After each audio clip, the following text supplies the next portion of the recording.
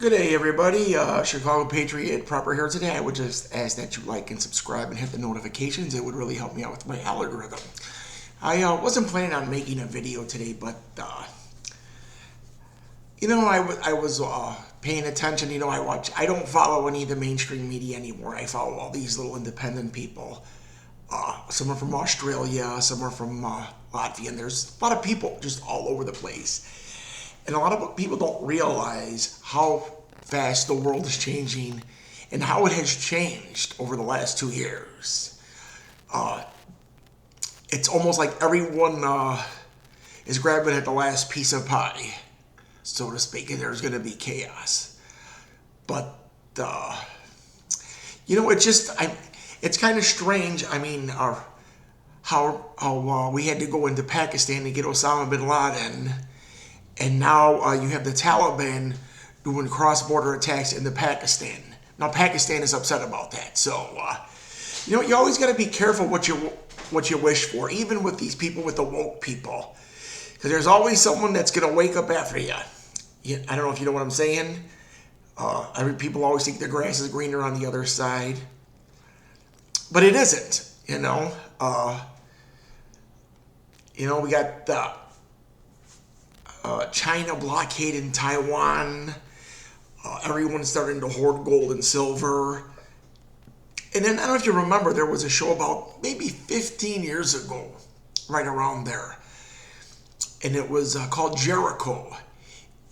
And some kind of private consulting company ended up happening. They ended up there was a nuclear strike, but it wasn't by another nation.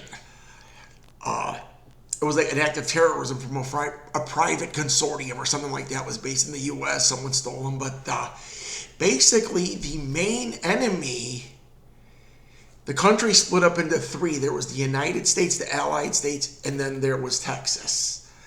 The Allied States of America were based in Cheyenne, Wyoming. And then everything east of the Mississippi was still the United States, and then there was Texas.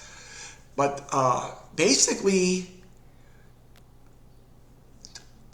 it basically came out to that there was going to be a civil war, and one of the biggest enemies was FEMA, the Federal Emergency Management Agency, and they were going to all these small towns, and they were trying to confiscate everyone's resources. People were farming, they had a little bit of fuel, they were working, and they told the people. I still remember the guy. He was kind of an asshole. He said, it is your duty or you are obligated to comply. Basically, you had no choice. If you had a pack of rice, they were taking it if they wanted. You had nothing to say. But that was just another thing. But like I said, the world is changing in such a fast pace. Everyone is splitting up. Hungary's president says this war would have ended a long time ago, and hundreds of thousands of lives would have been saved in Ukraine if we weren't giving Ukraine aid. Basically, Ukraine is a big vacuum. I'm not saying that they don't have a right to defend themselves, but if you can't wage war and you don't have the people, you need to negotiate first. From what I understand is what that Volodymyr Zelensky wanted to do first. But Boris Johnson, he liked him. Remember the guy from Britain with the big hair? Remember he looked like he would have been a lawyer from the United States because his hair was always messed up.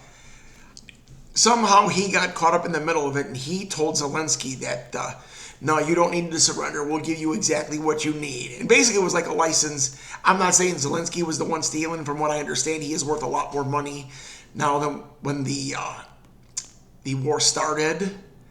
But apparently there was a lot of stealing going on. Everyone knows it, but all they did was fire the people. They didn't go to jail for stealing stuff that was supposed to go to the war effort. They were stealing from their own people. Basically, that everyone is giving him a blank check, and people are getting tired of it. I mean, he should have did what was best for his own people. The whole world is divided.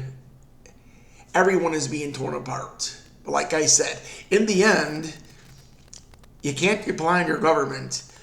Us as Americans, God bless America, our country, not our government, we will all be left to stand alone, and we will mostly likely be fighting each other. So this is what you would call this an op-ed, opinion editorial. It's not really about prepping. It's just you need to really know what's going on in the world. A lot of people don't understand. They don't even care what's going on in the world, which is understandable when you're young. You know, you got your whole life to worry about it. But you need to have a little bit of knowledge of know what's going on, which some people don't have any.